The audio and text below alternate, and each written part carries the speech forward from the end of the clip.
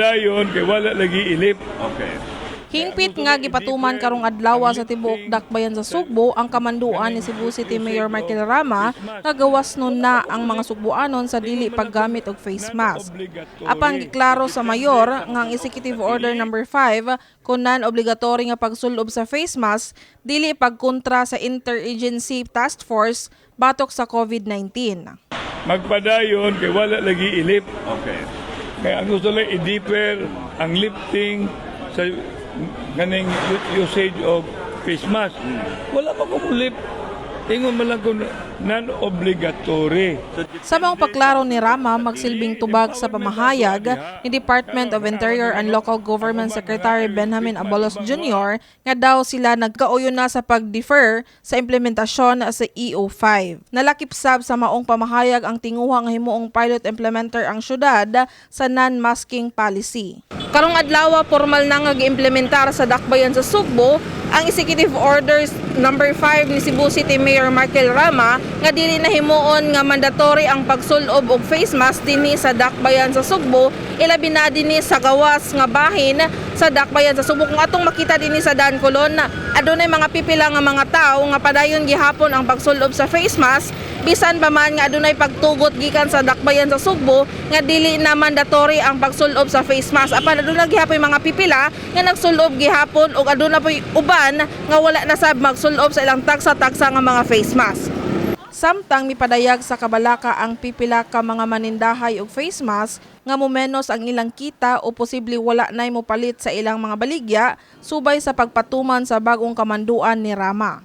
Sama na lang ni Risa Embudo nga tendera og face mask sa Dan Magallanes. Sige, nawala kami kay lagi daghan pa big stocks.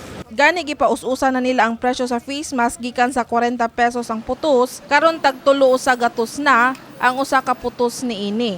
Dugang pa ni Embudo nga daghan pa sila og stocks nga mga face mask, hinungdan nga ilang gipaubsan ang presyo niini. Ipaubsan na. Kani siya tingay tulo nigo na siya tag kuan tulo 100. Nagani siya tag tulo 50. Duna nay mga Subuanon nga wala na misulob og face mask atol sa pagpatuman sa EO ni Rama, usa na niini si Ninola Kabiling. Nagkanayon si Kabiling nga wa na siya mahadlok nga matakdan sa COVID-19 tungod vaccinated na siya ug nakadawat na sab og booster shot. Oh, okay ra kay naka-booster man sa go. Mo may ko ni Mike Rama di ba gahapon gikuha man to sa Facebook nga okay na wala di na tamagkan, pwede na dili magmask.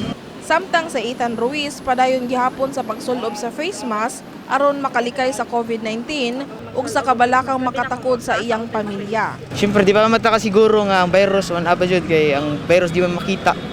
So, panagaan na lang Japon kay kung masakitan. Biso di ba si Mayor magantos kita man. Si Jimmy Buntilaw sab gipili nga dili magsulob og face mask ilabi na nga naa sa mga open spaces apan padayon gihapon siya nga mag face mask kung anaa sa sulod sa mall. O gari lang siguro gawas, okay ra na siguro. Amo ganang ilang namin sila bukan sa aircon nga area, pwede siguro face mask lang yun.